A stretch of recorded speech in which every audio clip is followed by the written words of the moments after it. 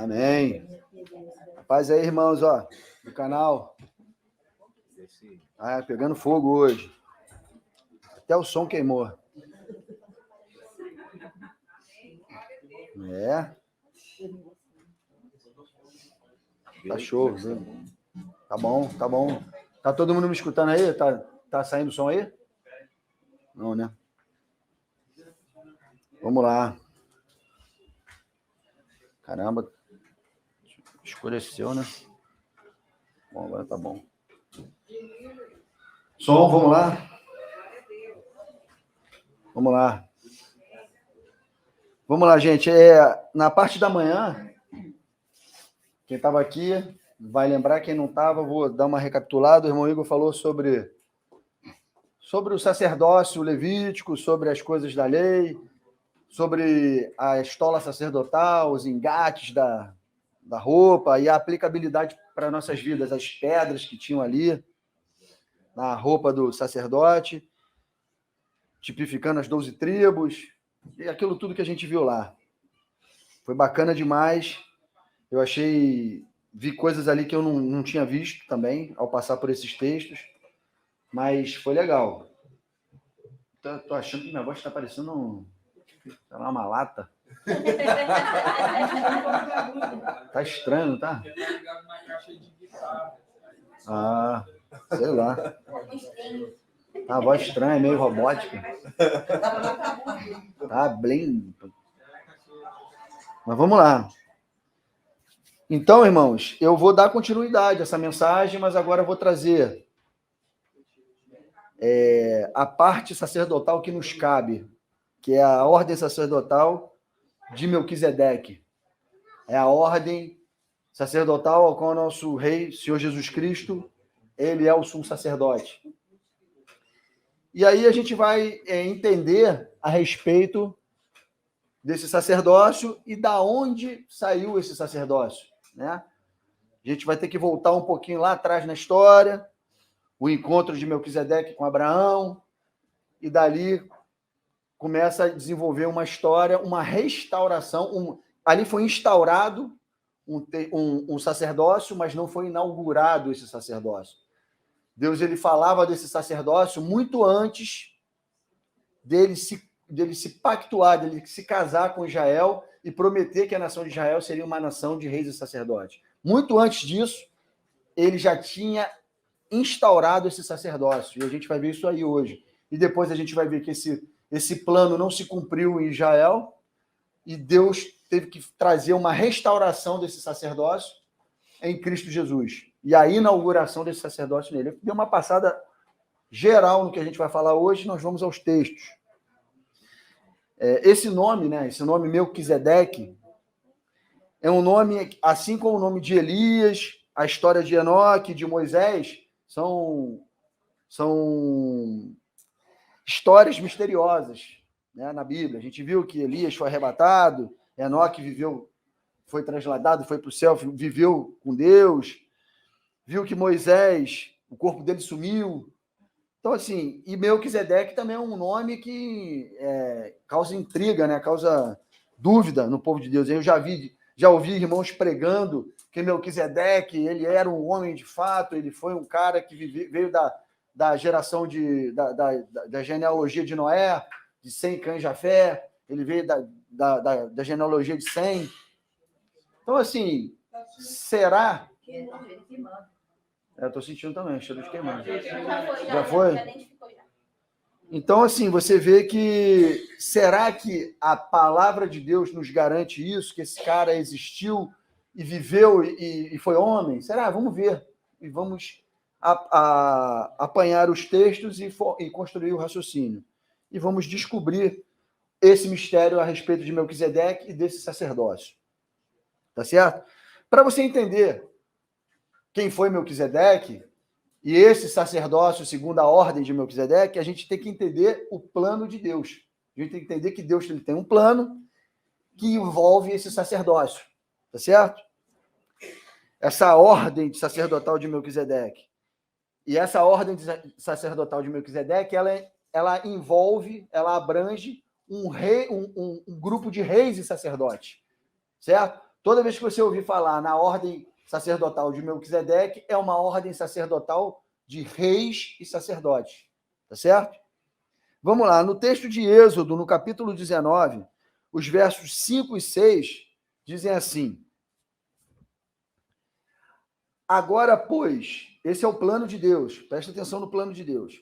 Agora, pois, se diligentemente ouvirdes a minha voz e guardardes a minha aliança, então sereis a minha propriedade peculiar dentre todos os povos, porque toda a terra é minha. Vós sereis reino de sacerdotes e nação santa. São estas as palavras que falarás aos filhos de Israel. Isso o anjo do Senhor estava dizendo a Moisés para falar para o povo de Israel. Isso ali, eles estavam no Monte Sinai, em volta do monte, aonde houve a primeira aliança. Se você ler esse contexto todo, você vai ver que Moisés abriu o livro, aspergiu sangue, e ali eles se aliançaram com Deus. E Deus falou, prometeu a eles que eles seriam uma nação de reis e sacerdotes. A nação de Israel, o povo de Israel, seria uma nação de reis e sacerdotes. Deus prometeu isso para eles, e que eles seriam propriedade exclusiva dele, se eles obedecessem e fossem fiéis à aliança que estavam fazendo com Deus. Deus cumpriria isso neles. E a gente sabe que isso não ocorreu. A gente sabe o que aconteceu. A gente sabe que esse plano ficou um pouco de lado. Por quê? Por causa de Deus? Não, por causa dos homens. O povo de Israel quebrou essa aliança lá naquele episódio do bezerro de ouro. Moisés subiu, ficou lá 40 dias lá com Deus, no Monte Sinai, lá no topo do morro. E aí o povo de Israel lá embaixo falou: Arão, vamos lá, vamos bater esse ouro aí, vamos fazer um bezerro de ouro e a gente vai seguindo ele, porque esse homem morreu, Moisés morreu, não desce de lá, morreu, foi ter com Deus e morreu. Vamos fazer um ídolo de ouro e vamos seguindo a nossa jornada no deserto. E Deus, quando estava falando essas coisas para Moisés, disse: vai lá, desce, que teu povo já me traiu. Ele nem fala o meu povo, né? Ele fala o teu povo já me traiu. E aí Moisés escreve as leis nas tábuas de pedra e desce com elas. Quando ele chega lá embaixo, a gente sabe o que aconteceu. Eles estavam lá num carnaval danado, fazendo um monte de festa, adorando um Deus de ouro feito por Arão, e adorando aquela imagem de escultura lá. E aí Moisés desce, joga as tábuas no chão e fala: olha só o que está acontecendo. E Deus fala assim: olha só, clama para que eles, fale para que eles se arrependam.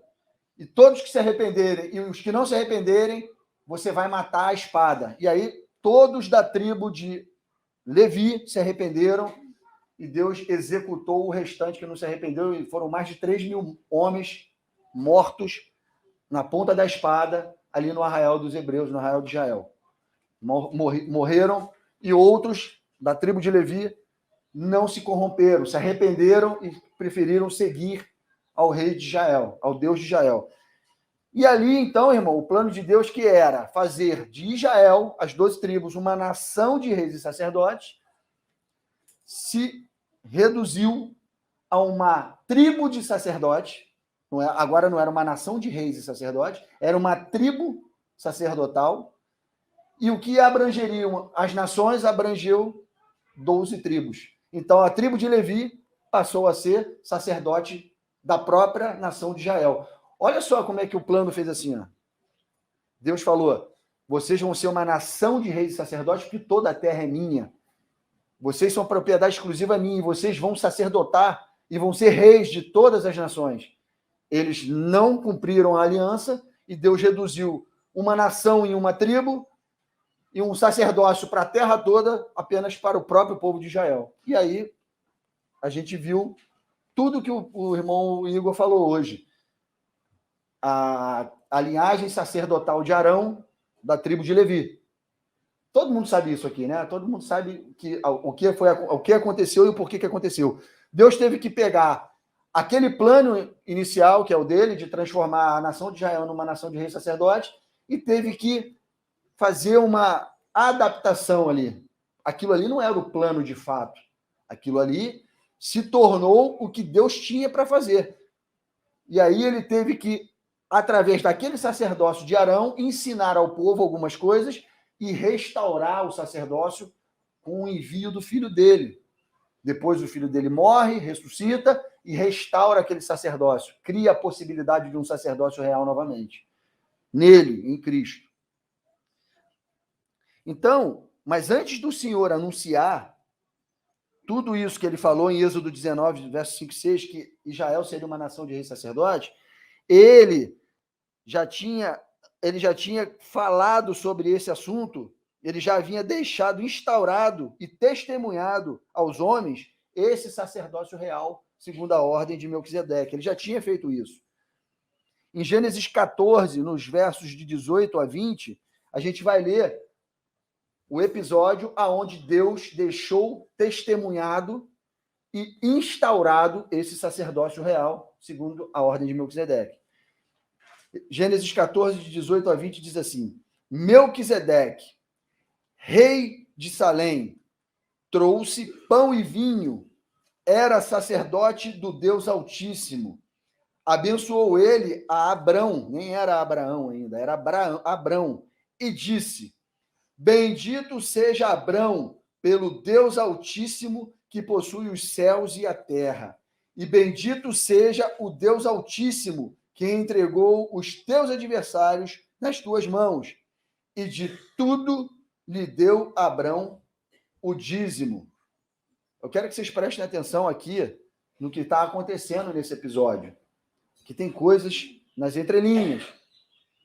Melquisedeque era rei de Salém. Salém é Jerusalém. Jerusalém não existia nesse tempo. A cidade de Jerusalém não existia. Ele era rei de Salém. Shalom, rei de paz. Era rei de Jerusalém. E ele abençoou Abraão. Foi ao encontro dele, levando pão e vinho. Isso começa a nos remeter a um outro episódio. Mas vai guardando. Ele foi, Melquisedeque, trouxe pão e vinho, e ele era sacerdote do Deus Altíssimo. Melquisedeque era sacerdote do Deus Altíssimo. E abençoou Abraão. Ou seja, ele era maior que Abraão. E a gente vai ver isso já já. E ele diz: bendito seja Abraão pelo Deus Altíssimo. E ele foi lá, abençoou Abraão, e Abraão foi e entregou o dízimo para ele. E a gente tem que entender que esse dízimo não é o dízimo que pregam por aí. Não é o dízimo que cobram por aí. Esse dízimo que Abraão entregou a Melquisedeque eram despojos da guerra que ele tinha acabado de vencer. Deus colocou Abraão como vencedor dessa guerra. Era uma guerra contra, o nome do cara era Kedorlaomer, e os reis que estavam com ele. Abraão foi vencedor sobre esse homem e sobre os reis que estavam com ele, e tirou Ló de lá, da escravidão. Ele tinha sido levado cativo, Ló, e ele consegue pegar o primo dele de volta, trazer o primo dele de volta, e leva com ele os despojos dessa guerra, ouro, prata, algumas mulheres estavam ali, algumas pessoas estavam ali. Ele pegou o melhor desses despojos e deu de dízimo a Abraão. Irmãos, nessa passagem tem coisas escatológicas nessa batalha e nessa atitude de Abraão quando ele leva o dízimo para Melquisedeque. A gente não pode esquecer, vou só fazer esse paralelo aqui, mas não é o assunto aqui a tratar sobre esse dízimo. Eu tenho esse vídeo no canal sobre o dízimo dos patriarcas, o dízimo de Abraão e o dízimo de Jacó, explicando direitinho os pormenores disso aqui. Mas o que eu quero que vocês entendam é que ele estava dando o despojo da guerra para Melquisedeque como dízimo, porque isso vai acontecer no final dos tempos. Nós vamos participar de uma guerra com o Senhor Jesus, e o Senhor Jesus vai entregar a Deus os despojos dessa guerra, que é o arrebatamento dos santos. Somos as nossas vidas. Nós vamos participar de uma guerra, da batalha do Armagedon, e os despojos dessa guerra vão encher o celeiro de Deus, vão as nossas vidas, nossas almas, o arrebatamento dos santos. Tá? É esse o paralelo que está dizendo aqui. É isso que tá nas entrelinhas aqui. Mas o que eu quero mostrar é que houve uma aliança de pão e vinho e uma bênção de Melquisedeque sobre Abraão. Justamente Abraão, que era quem obteria as bênçãos de Deus. Aqui ele ainda não havia recebido as bênçãos de Deus. Ainda não tinha sido instituído pai de nação e de multidão de nações. Ele ainda era Abrão, não era Abraão.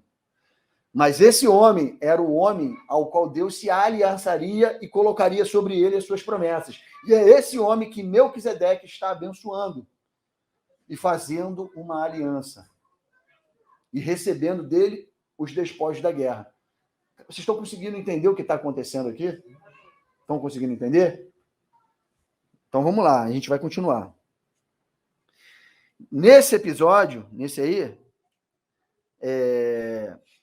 eu fiz uma nota aqui, escrevi assim: Melquisedeque sai ao encontro de Abrão para abençoá-lo, pois era em Abrão que estariam depositadas por Deus suas promessas. E o mesmo Abrão separa o dízimo de tudo para dar a Melquisedeque. Já expliquei isso. Neste episódio aí, de Gênesis 14, versos 18 a 20, o Senhor instaura e dá testemunho aos homens que um exemplo de sacerdócio real era o seu plano, e o testemunho justamente ao homem ao qual faria todas as suas promessas, que era Abraão, e também ao homem ao qual nasceria o povo de Israel, que era o objeto inicial desta ordem sacerdotal criada, uma ordem sacerdotal eterna e superior. Vocês se lembram que Deus fez uma promessa para Israel, depois desse episódio lá no Monte Sinai? Foi o primeiro texto que eu li aqui hoje, que ele faria de Israel uma nação de reis e sacerdotes. Ele já tinha instaurado antes, em Gênesis 14, 18 a 20, no episódio de Abraão com Melquisedeque, esse sacerdócio. Instaurou e deu testemunho aos homens que esse sacerdócio real não era uma invenção da cabeça de Deus ali no Monte Sinai. Ele já tinha estabelecido esse sacerdócio antes, instaurado. Ele só não tinha inaugurado ele. Porque quando ele foi inaugurar no povo de Israel, o povo de Israel descumpriu a aliança e desobedeceu a Deus. Então ficou para um segundo momento, que a gente vai ver que Cristo vai restaurar esse sacerdócio. Vai trazer à tona esse sacerdócio novamente. Mas ele precisava instaurar e dar testemunho que esse sacerdócio, essa linhagem sacerdotal real existia. E a gente tem que entender também que é de Abraão que sai as 12 tribos de Israel. No deserto, lá no Êxodo, no Sinai, as 12 tribos já existiam. Aqui em Abraão, as 12 tribos ainda não existiam. Ele é o pai de Isaac, que é pai de Jacó, e Jacó das 12 tribos. Então a gente não pode... a cronologia aqui que eu estou narrando para vocês está ao contrário, mas a gente tem que ter um entendimento que Abraão é antes de tudo isso. Em Abraão estavam as 12 tribos. No seio, no colo de Abraão, no peito de Abraão, sairiam as 12 tribos. E ainda não existiam. E ele está dando o dízimo para um que era superior a ele, Melquisedeque, certo? E estava recebendo as bênçãos e a aliança. Perfeito? Então, eu vou ler um texto aqui. Está em Hebreus 7, os versos de 4 a 10. Vou abrir aqui rapidinho. Hebreus 7, de 4 a 10. Diz assim: Considerai, pois, como era grande esse a quem Abraão, o patriarca, pagou o dízimo tirado dos melhores despojos. Ora, os que dentre os filhos de Levi recebem o sacerdócio têm mandamento de recolher, de acordo com a lei, os dízimos do povo, ou seja, dos seus irmãos, embora tenham estes descendido de Abraão. Entretanto, aquele cuja genealogia não se inclui entre eles, recebeu dízimos de Abraão e abençoou o que tinha as promessas. Evidentemente, é fora de qualquer dúvida que o inferior é abençoado pelo superior. Aliás, aqui são homens mortais os que recebem dízimos. Porém, ali, quero que vocês entendam essa parte. Aliás, ele tá discursando a respeito do sacerdócio levítico e da linhagem sacerdotal de Melquisedeque. Ele está mostrando quem é superior e quem é inferior. É isso que está sendo tratado nesse capítulo de Hebreus. Ele está mostrando que o sacerdócio, segundo a ordem de Melquisedeque, é superior ao levítico. E está dizendo que, por causa desse momento aqui, entre Abraão e Melquisedeque, ele está mostrando que Abraão, que era superior a Levi, estava dando o dízimo para Melquisedeque. E em Abraão, que estava Levi, da onde sairia a tribo de Levi, estava recebendo Melquisedeque o dízimo de Levi na pessoa de Abraão. Vocês estão entendendo o que eu estou falando aqui? Que na pessoa de Abraão, da onde sairia Levi, Abraão estava representando ali as 12 tribos, inclusive Levi, dando o sacerdote, o dízimo para Abraão. E ele está falando, então, que, por causa disso, Melquisedeque era superior a Abraão e por isso que ele estava recebendo o dízimo e estava abençoando, porque o superior abençoa o inferior. Então, naturalmente, ele está contando essa história aqui para mostrar, nas entrelinhas, que o sacerdócio levítico é inferior ao sacerdócio da ordem de Melquisedeque. E ele precisou mostrar esse documento histórico para provar isso na carta aos Hebreus. Então, eu vou continuar lendo aqui a partir do verso 8. Aliás, aqui no dízimo de Levi, quando ele recolhia dos irmãos e apresentava o sumo sacerdote na lei de Moisés, aqui é isso que ele está falando? Aliás, aqui são homens mortais, os que recebem dízimos. Porém, ali, em Abraão e Melquisedeque, aquele de quem testifica que vive. Aquele que está recebendo o dízimo não é um homem. Não é um homem mortal. É aquele que testifica que vive. Vai guardando essas informações. E por assim dizer, também Levi, que recebe dízimos, pagou-os na pessoa de Abraão, porque aquele ainda não tinha sido gerado por seu pai, Levi, quando Melquisedeque saiu ao encontro deste, que é Abraão. Vocês entenderam o que eu li aqui? Ou não? Preciso esmiuçar um pouco mais? Todo mundo comigo, entendido? Nas entrelinhas aqui, é o seguinte. Está sendo discutido quem é o maior, quem é o menor, quem é o superior, quem é o inferior, quem abençoa, quem é abençoado, quem é que dá o dízimo, quem é que recebe o dízimo. Esse relato, essa discussão está sendo falada aqui em Hebreus. E ele precisou, o escritor da carta aos Hebreus, precisou remeter a esse momento de Abraão com Melquisedeque. Porque na pessoa de Abraão, que estava dando dízimo, estava as 12 tribos. Porque dele sairiam as 12 tribos. E Levi foi um homem, não é ele virou uma tribo, mas Levi era um homem. Levi era da descendência de Arão. Era um homem, Levi. E Levi, aí ele fala, e por assim dizer também, Levi, que recebe dízimos, o sacerdócio levítico recebia os dízimos das 12 tribos, não recebia na Velha Aliança? Não recebia? O povo de Israel não tinha que ir lá, depositar suas primícias, fazer os dízimos, fazer os sacrifícios para a tribo de Levi, ao qual tinha um sumo sacerdote que entrava no Santo dos Santos e fazia expiação. Não tinha isso na lei? E não era representado pela tribo de Levi? Então a tribo de Levi era a maior, né? Era a maior. Aí ele diz aqui, ó, e por assim dizer também, Levi, que recebe dízimos, a tribo de Levi que recebe dízimos, pagou-os para Melquisedeque na pessoa de Abraão. Está entendendo? Na pessoa de Abraão, Levi, que era o maior das 12 tribos, porque era da onde saía a linhagem sacerdotal, na pessoa de Abraão, pagou para Melquisedeque, porque Melquisedeque era superior a Abraão, que era superior a Levi. Então, o sacerdócio, segundo a ordem de Melquisedeque, é superior ao sacerdócio levítico. Entendido? É isso que esse texto está querendo dizer. O sacerdócio ao qual o Senhor Jesus Cristo é o sumo sacerdote, ao qual nós estamos arrolados, é superior e mais perfeito do que o sacerdócio levítico, que era o da lei, da primeira aliança. Certo?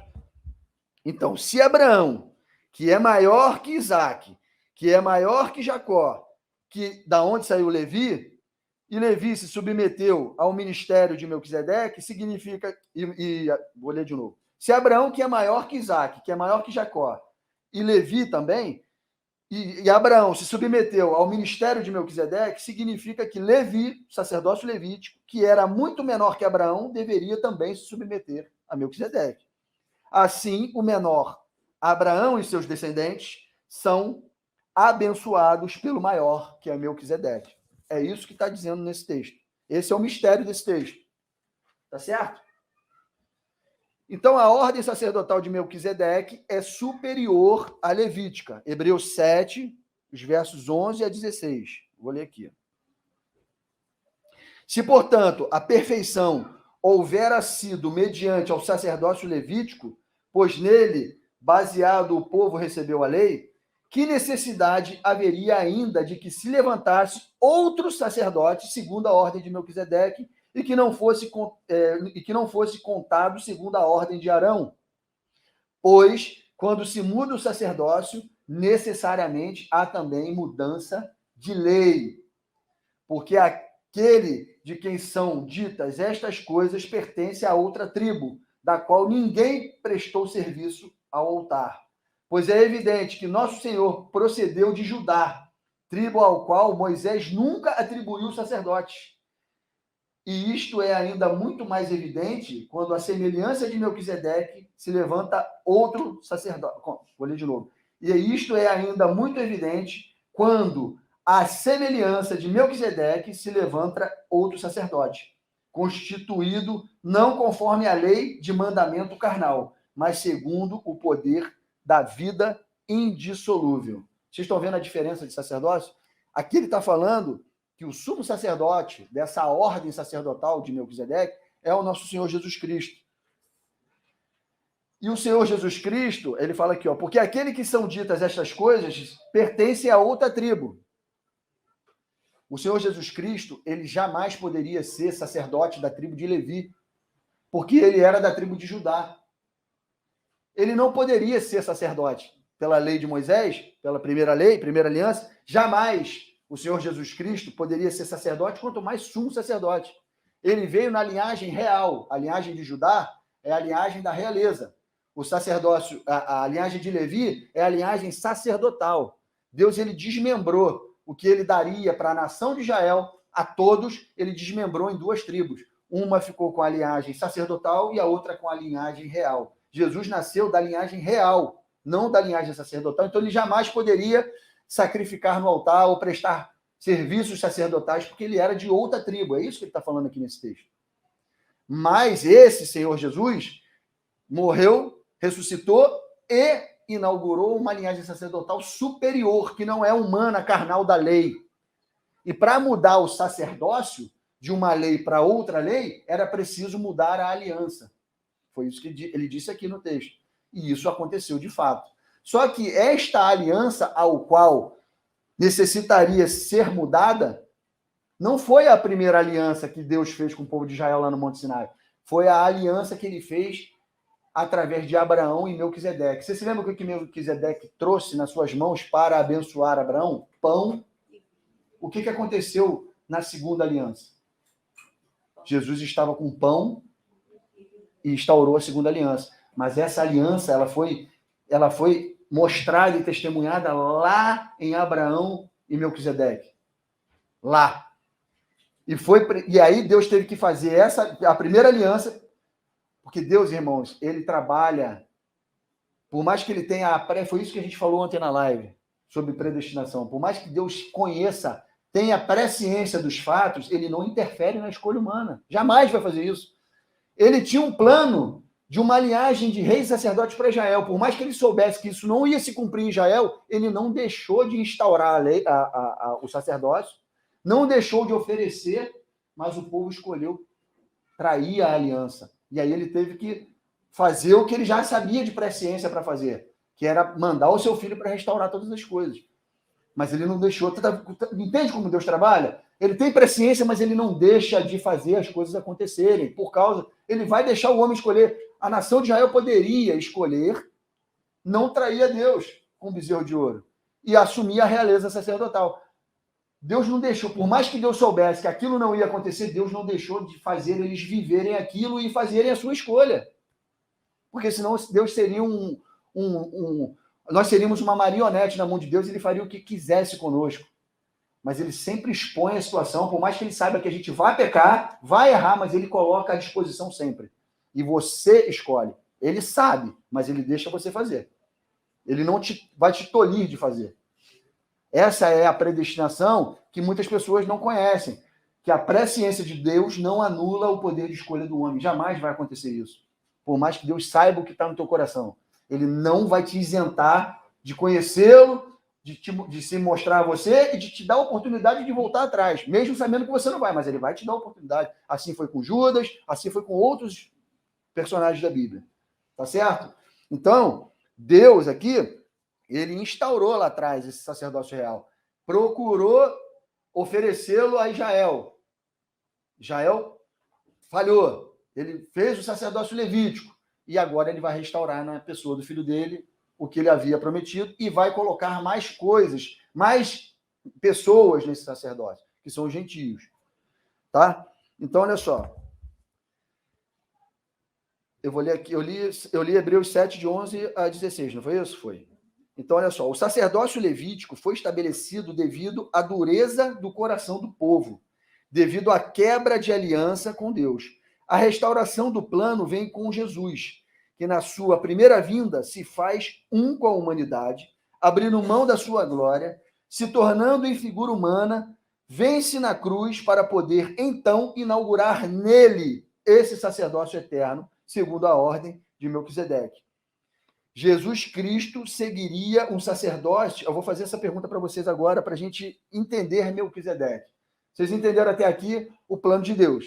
Sempre foi dar um rei, formar a nação de Israel, o seu povo, uma linhagem de rei sacerdote com propriedade exclusiva dele. Tudo entendido, né? Beleza. Viram que Israel traiu. Viu que Deus teve que pegar o plano dele, deixar à parte e cumprir dentro do povo de Israel, fazendo o plano dele, que era macro, ficar micro. Uma nação de sacerdote, uma tribo sacerdotal. Uma nação de reis e sacerdote que regeria nações, uma tribo sacerdotal que vai regir outras 11 tribos de Israel. Uma coisa desse tamanho ficou desse tamanho.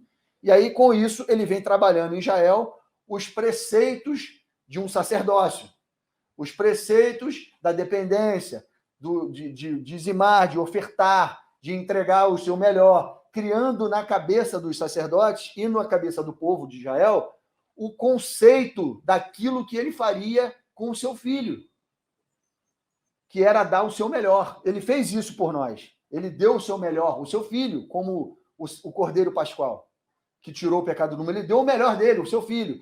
E era isso que ele queria trabalhar na cabeça do povo de Israel. Por isso que ele pedia a primícia do rebanho, a primícia da colheita, os melhores frutos. Por quê? Porque ele queria mostrar para Israel, criar na mente do povo de Israel, e principalmente dos sacerdotes, essa questão de dar o seu melhor. Porque quando você criava, vamos trazer para o nosso tempo, você que cria animal, que cria um cachorro, imagina você, Deus pegar de você, pedir de você a cria daquele animalzinho que você faz, que você tem lá, de um bezerro, por exemplo.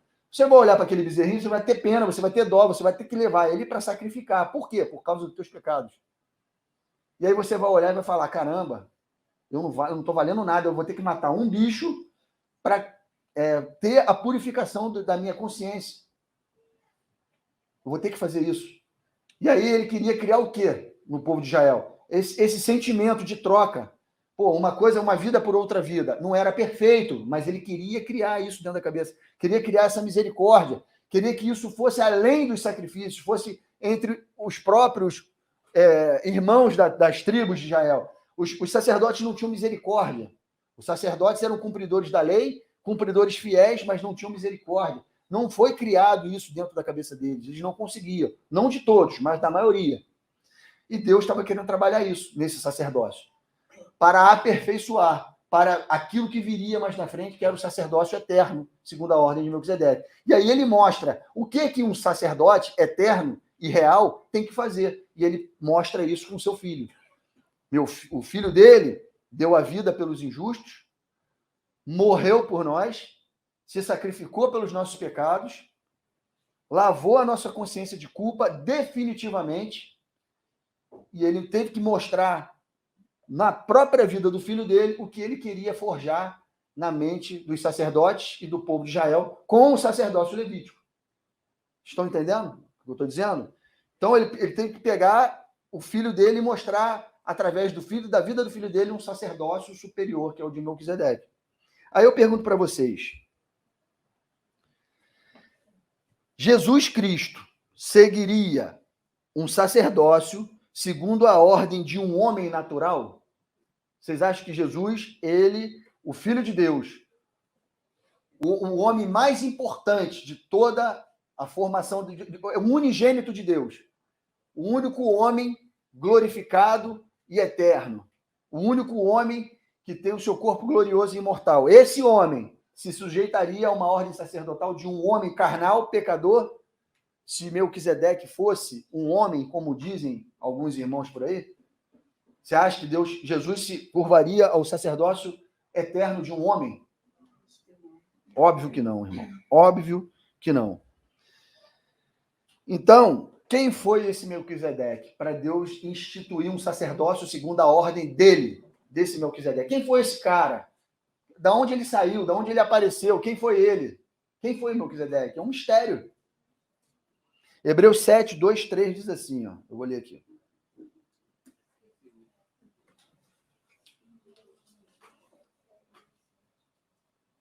Hebreus 7, 2 e 3 diz assim: para o qual também Abraão separou o dízimo de tudo. Primeiramente se interpreta rei de justiça, depois também é rei de Salém, ou seja, rei de paz. Sem pai, sem mãe, sem genealogia, que não teve princípio de dias, nem fim de existência. Entretanto, feito semelhante ao Filho de Deus, permanece sacerdote perpetuamente. Essas características são as características de Melquisedeque. Esse cara que teve o seu encontro com Abraão, e ao qual fez a aliança com Abraão de pão e vinho, abençoou Abraão e Abraão deu dízimo. Esse cara não tem pai, não tem mãe, é sem pai, sem mãe, sem genealogia, não teve princípio de dias, nem fim de existência. Quando ele diz sem pai e sem mãe, é pai e mãe humano, tá, irmãos? Pai e mãe humanos. Não saiu do ventre de ninguém. Não saiu do esperma de ninguém. Não tem início de dias e nem genealogia. Não tem árvore genealógica, não tem RNA, DNA, não tem nada disso. Ele é um cara misterioso. Ele apareceu e sumiu. Ele só tem esse episódio de Melquisedeque na Bíblia. Só ele. E relatos da história dele em Hebreus. Só. E ele fala que esse cara é semelhante, não é semelhante ao Filho de Deus, do Deus Altíssimo. E permanece, esse Melquisedeque, ele sumiu, desapareceu, mas permanece sacerdote perpetuamente. Ele continua sendo sacerdote perpetuamente. Quem é esse cara? Quem é? Para onde ele foi parar? Quem é? De onde ele é? Quem é esse cara? Quem é esse Melquisedeque? Aí agora a gente vai pegar e vai... O nome dele, Melquisedeque, Deus, irmãos, ele se revela muito nos nomes bíblicos. Os nomes bíblicos contam histórias e falam a respeito desses personagens. E aí, quando você entende o que o nome Melquisedeque quer falar, quer dizer, você vai começar a entender a história de Melquisedeque. Melquisedeque significa rei de justiça, rei de Salém. Esse cara é sacerdote do Deus Altíssimo e feito semelhante ao Filho de Deus. Quem seria dono dessas características que definem esse nome? Rei de justiça, rei de Jerusalém e sacerdote do Deus Altíssimo. Quem seria ele? Eu vou ler aqui para vocês o Salmo 72. E a gente vai montando a história desse sacerdócio e de quem é o dono desse sacerdócio. Salmo 72. Vamos lá, verso 1. O que eu quero mostrar antes de ler esse Salmo 72 quero falar aqui para vocês é que a palavra rei, no hebraico, ela diz Meleque. A palavra rei, no hebraico, a palavra que forma a palavra rei é Meleque. E a palavra justiça é Tzedek. Então, Meleque Tzedek forma Melquisedeque. Rei de justiça. É o nome do personagem. Rei de justiça. Melquisedeque. E o Salmo 72, todo ele, quando você lê no hebraico, você vai ver que é um trocadilho de Melquisedeque para lá, Melquisedeque para cá, Melquisedeque para lá, falando de um reino. E que vocês, ao lerem o Salmo 72, vocês vão rapidamente se localizar em que período o Salmo de Salomão, que foi Davi que escreveu, mas é Salomão que recitou aqui, vocês vão ver em que período esse Salmo 72 vai se encaixar. Com esse trocadilho de rei de justiça, justiça de rei, rei reto, rei justo, que é Melquisedeque, Tzedek, Meleque, Tzedek, toda hora vai falar e forma uma poesia aqui. Vamos lá. Salmo 72 diz assim: concede ao rei Meleque, rei, né? Meleque. Concede ao rei Meleque, ó Deus, teus juízos e justiça ao filho do rei, Tzedek. Aí daí para frente vai. Julgue ele com justiça o teu povo e os teus aflitos com equidade. Os montes trarão paz ao povo, também as colinas atrarão com justiça. Julgue ele os aflitos do povo, salve os filhos dos necessitados e esmaga ao opressor. Ele permanecerá enquanto existir o sol e enquanto durar a lua, através das gerações. Seja ele como chuva que desce sobre a campina ceifada, como aguaceiros que regam a terra. Floresçam em seus dias o justo e haja abundância de paz até que cesse de haver lua. Domine ele de mar a mar e desde o rio até os confins da terra. Curvem-se diante dele os habitantes do deserto e os seus inimigos lambam o pó. Paguem-lhe tributos os reis de Tarsis e das ilhas os reis de Sabá. E de Sabá lhe ofereçam presentes. Olha os reis da terra oferecendo presentes. E todos os reis se prostraram perante ele, todas as nações o sirvam, porque ele acode aos necessitados, que aclama, e também ao aflito e ao desvalido. Ele tem piedade do fraco e do necessitado, e salva a alma aos indigentes. Redime a sua alma da opressão e da violência, e precioso lhe é o sangue deles. Viverá e se lhe dará do ouro de Sabá, e continuamente se fará por ele oração, e o bendirão todos os dias. Haja na terra abundância de cereais que ondulam até os cimos dos montes. Seja a sua messe como o Líbano, e das cidades floresçam os habitantes como a erva da terra. Subsista para sempre o seu nome, e prospere enquanto resplandecer o sol. Nele sejam abençoados todos os homens, e as nações lhe chamem bem-aventurado. Bendito seja o Senhor Deus, o Deus de Israel, que só ele opera prodígios. Bendito para sempre o seu glorioso nome, e da sua glória se encha toda a terra. Amém e amém. Fim das orações de Davi, filho de Jessé, que foi escrito por Salomão. Vocês conseguem entender que momento é esse da existência humana? Que momento vai ser esse da existência humana? Vocês não veem nada no milênio parecido com o milênio de Cristo na Terra? Melquisedeque no milênio. Rei de justiça, numa justiça milenar. Uma justiça onde os reis trarão os seus despojos para Jerusalém. Tem vários versículos na Bíblia falando que os reis da terra subirão para adorar de ano em ano, que vão trazer suas riquezas para a cidade e tudo mais. Tudo isso no milênio a gente vê.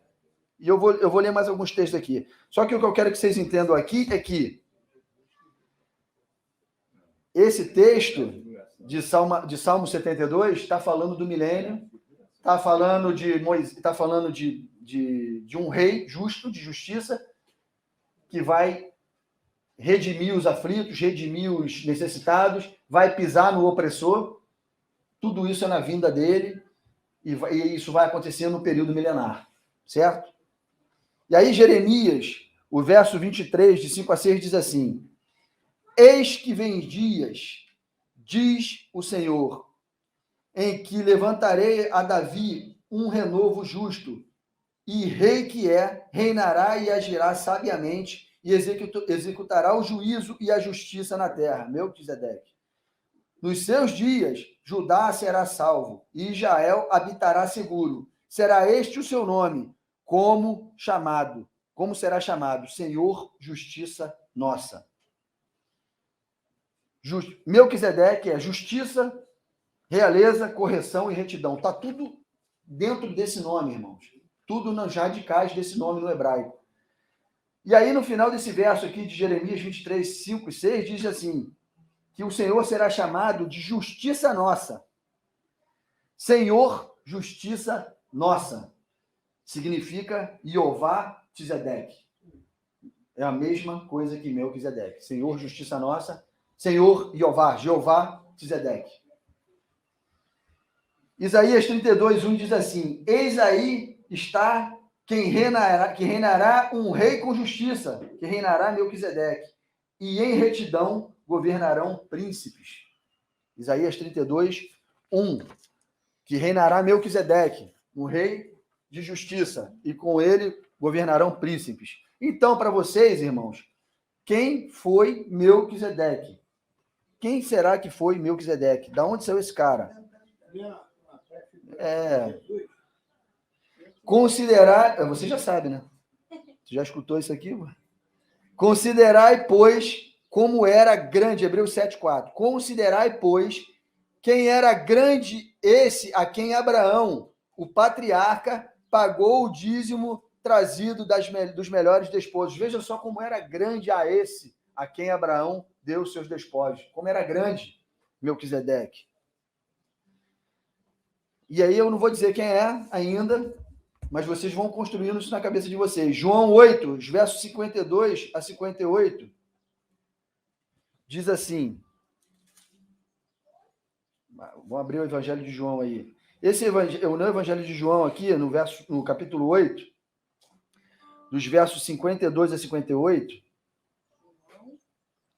João 8, de 52 a 58, eu botei bem grande, desde o 52, para vocês entenderem o contexto que estava acontecendo aqui. E agora vocês vão fechar rapidamente quem foi Melquisedeque. E vocês vão ouvir da boca da pessoa que prefigurou ele. Irmãos, antes de mais nada, só para esclarecer, Jesus Cristo, o Senhor, ele é Jesus quando ele se torna carne.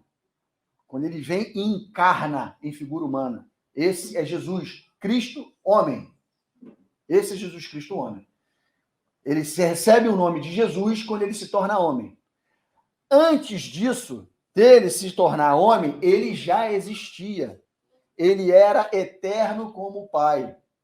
Jesus, ele tinha um outro nome. Ele se chamava o Logos de Deus, o Verbo, a palavra de Deus. Em João 1 ele fala, e o Verbo se fez carne e habitou entre os homens. O Verbo era Deus e estava com Deus, desde o princípio. Mas ele se fez carne, o Verbo se fez carne. E depois que o Verbo se faz carne, ele se torna Jesus. Jesus teve uma pré-existência? Teve. Façamos o homem a nossa imagem e semelhança. Façamos. Era o Pai e o Logos. A palavra que criou todas as coisas. O Pai pensava e o Logos fazia. O Logos é quem teve com Abraão quando ele fez as promessas.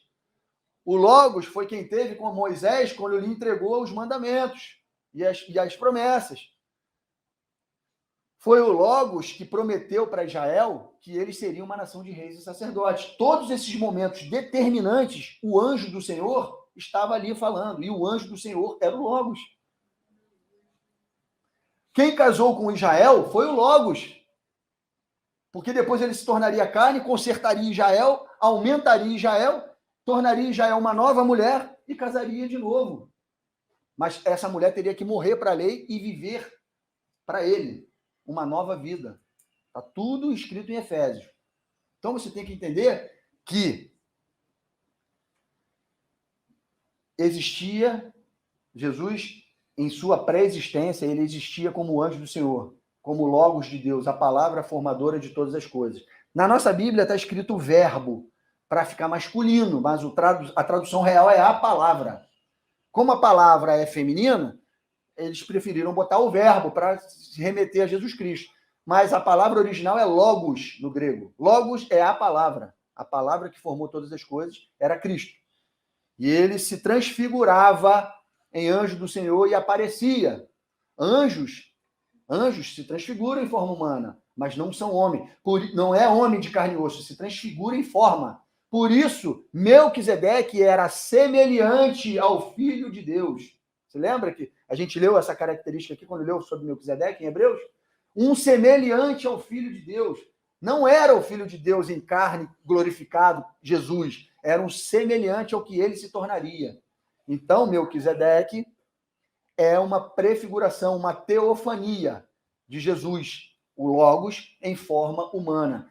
Por isso ele não tem genealogia, nem princípio de dias, nem fim de dias. Por isso ele não tem pai e não tem mãe. Porque ali, como Logos, ele não era homem para ser Jesus, para ter existência em forma humana e uma genealogia, uma árvore genealógica. Jesus, o homem, tem uma genealogia, tem uma árvore genealógica. Ele descende de Maria. Ele teve mãe, e a mãe é raiz de Davi, é da genealogia de Davi. Por isso, Jesus é raiz de Davi. Tem uma árvore genealógica, mas Melquisedeque não tinha.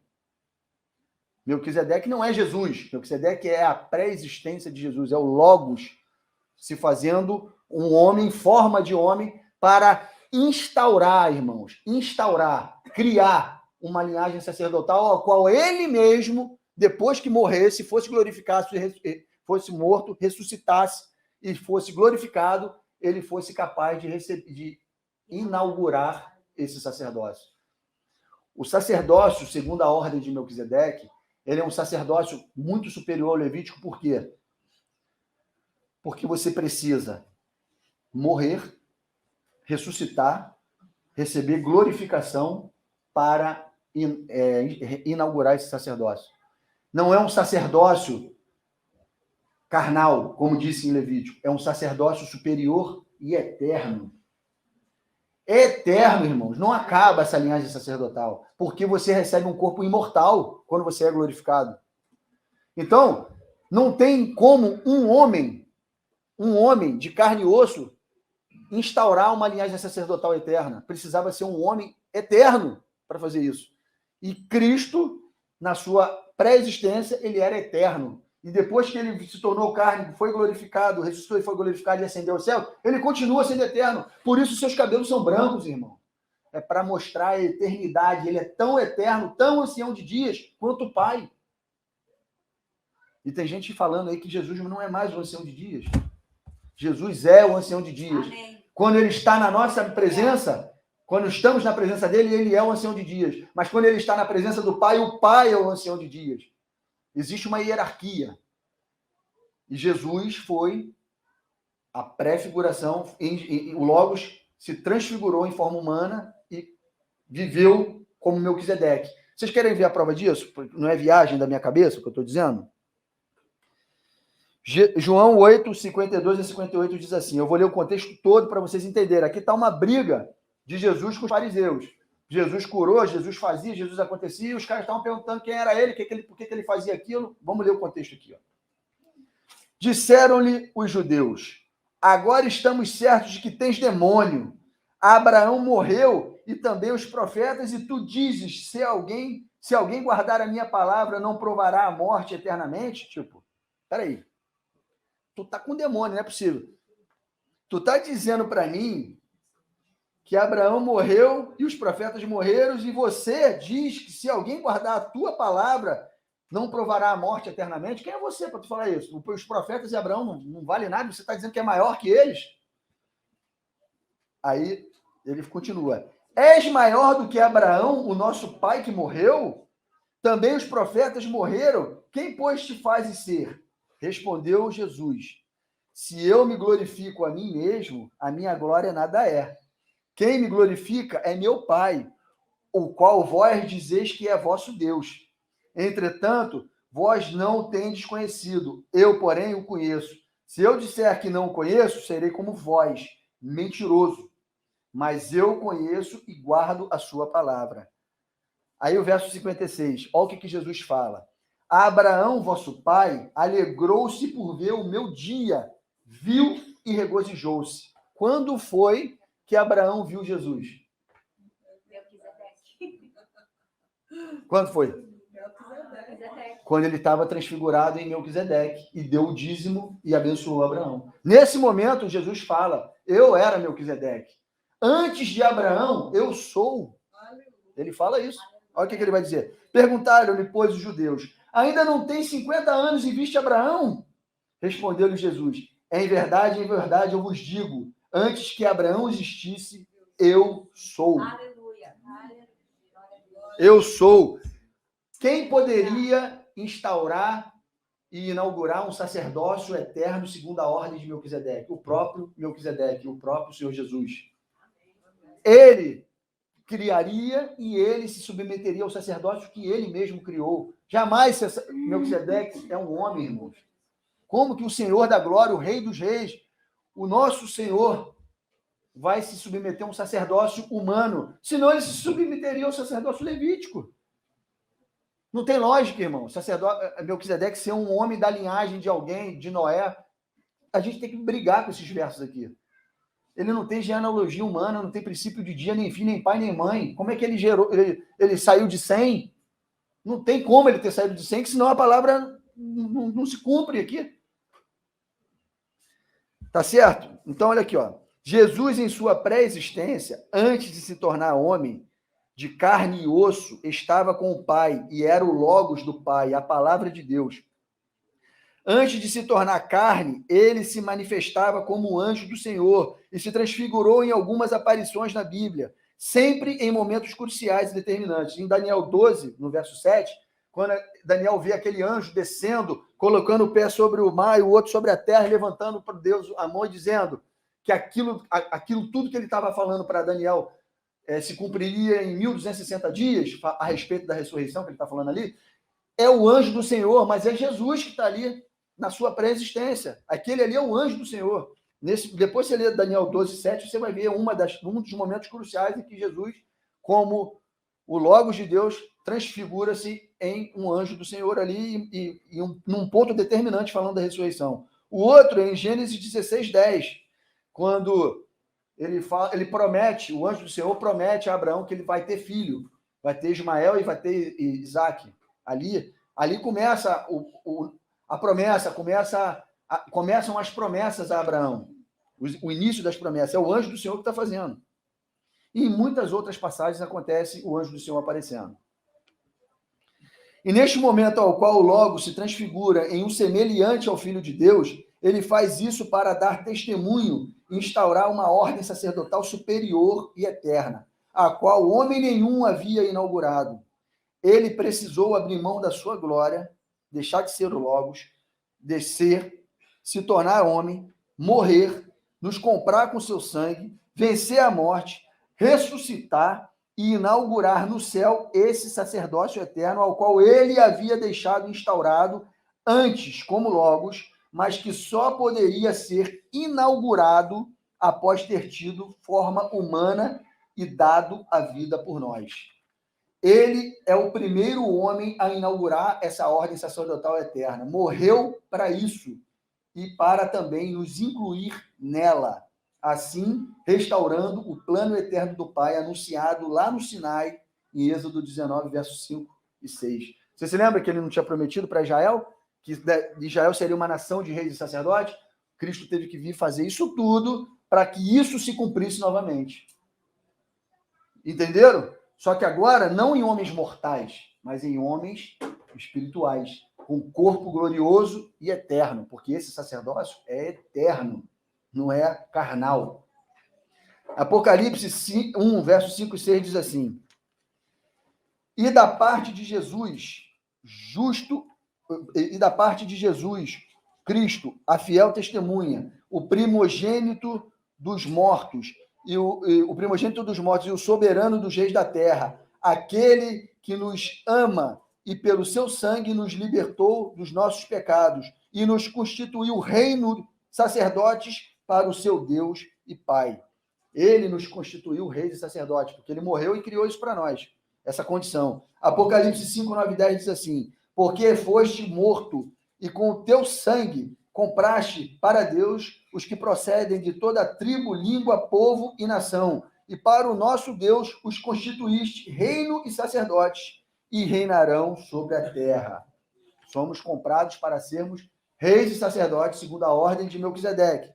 1 de Pedro 2, verso 9 diz assim, vós, porém, sois raça eleita, sacerdócio real, nação santa, povo de propriedade exclusiva de Deus, a fim de proclamar as virtudes daquele que vos chamou das trevas para a sua maravilhosa luz. Esse mesmo texto de Pedro 2:9 é o mesmo texto de Êxodo 19:5-6, cara, é o mesmo texto.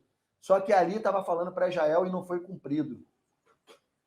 Foi instaurada uma nova aliança, um novo sacerdócio eterno, e agora ele está dizendo isso para a igreja, ao qual somos nós, o verdadeiro Israel de Deus, o Israel espiritual, as duas casas de Israel. Esse sacerdócio se cumpre em nós agora, judeus e gentios, todos juntos. Conclusão disso, irmãos. O Logos se transfigurou em Melquisedeque para dar testemunho aos homens e instaurar uma nova ordem sacerdotal superior e eterna, que ele mesmo, ao tornar-se homem, Jesus, inauguraria para nos aproximar de Deus e nos tornar para ele o seu povo aqui na terra, um povo de reis e sacerdotes eternos. Tá vendo, irmãos? O que o Senhor Jesus teve que fazer para restaurar o sacerdócio? Eu, você, todos nós aqui, somos comprados com o sangue de Jesus e colocados dentro desse reino de sacerdotes. Agora você já sabe por que você é um sacerdote segundo a ordem de Melquisedeque. Você hoje entende, agora você já consegue entender por que você faz parte desse sacerdócio. Não é homem natural de carne que vai herdar esse sacerdócio santo, esse sacerdócio real. É homem imortal. E para isso, a gente tem que ser perseverante até o fim para receber a coroa da vida. A gente tem que ser perseverante até o fim para ressuscitar na primeira ressurreição e receber o nosso corpo glorioso. Aqueles que ficarem vivos da vida de Jesus serão glorificados vivos, como diz Paulo. E todos nós receberemos juntos esse sacerdócio real, segundo a ordem de Melquisedeque. Tá certo, irmãos? Entendido? Entendido a responsabilidade? Entendido que um sacerdócio... Qual é o ofício de um sacerdote segundo a ordem de Melquisedeque? Jesus deixou o rastro dele aí, com esse sacerdócio real. É o sacerdócio que morre pelo outro, dá a vida. É o sacerdócio que cura, que unge, que liberta. É o sacerdote que abençoa toda a terra. É um sacerdócio que reina. Um sacerdócio que reina não como um déspota, mas como um abençoador. Um rei de justiça. Melquisedeque. Um rei de justiça. Essa é a espinha dorsal desse reino. Rei de justiça. Esse é o reino de Deus. Um reino de justiça. Um rei de justiça. Melquisedeque. Um reino de Melquisedeque. Tá certo? Vai ter louvor aí, Gisele? Então vamos, pode pegar o microfone aqui. Obrigado pela audiência, obrigado por estar aqui com a gente, acompanhando. Deus abençoe a cada um de vocês, tá, irmãos? Até o próximo estudo, até a próxima live. Deus abençoe.